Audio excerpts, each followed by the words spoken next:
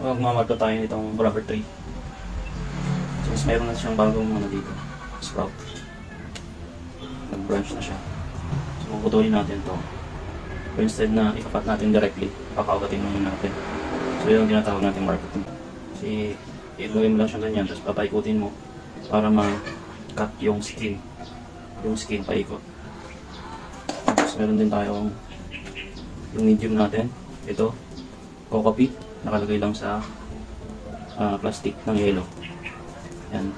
Binasa ko na siya para mag-moist. Tapos tape. Ito yung pangbalot natin. Pagkatapos natin ilagay ito, pabalutin natin ng tape para madilim. And knife. Pang kuskus natin ng kahoy nito. So dito tayo sa medyo tawag doon magulang ng branch.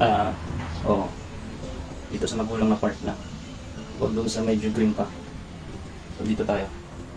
Dito tayo magkakat.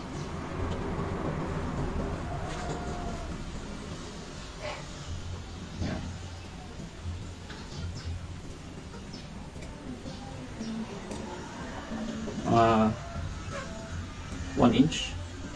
Pwede na yun.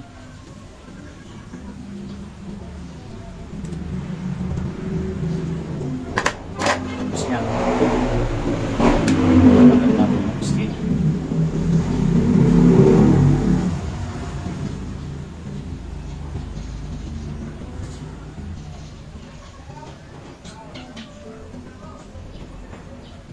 Yan.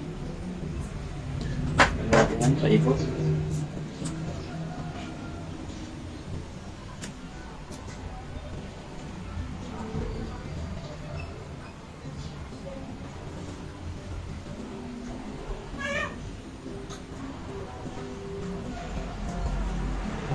Yan.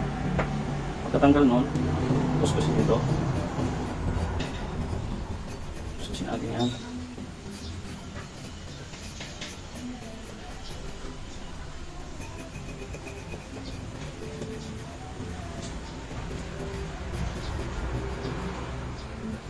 Yan. Pagkakuskus, pwede na natin lagyan ng lupa. Yung iba nilalagyan pa nila ng aloe vera. Ang aloe vera kasi is may rooting elements siya. Pero ako hindi ko na nilalagyan ng, kasi sa dinami ko ng minarko, hindi ko naman nilalagyan ng aloe vera o kaya ng ano pa mang rooting substances or elements. So ito yung plastic. I-cut lang natin ito sa gitna.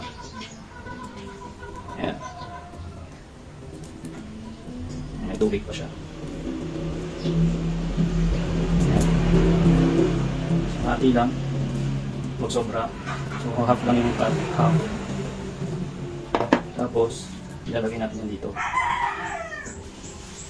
Papagitna nyo yung part na pa-expose. So, doon nyo ilalagay yung pinakagitna. Ayan. Saka nyo siya i-babalot ulit. So, pwedeng ganito. Kung meron kayong zip tie, pwede rin yung gamitin yung pang tali. Pero ako, pagalitin ko siya ng tape.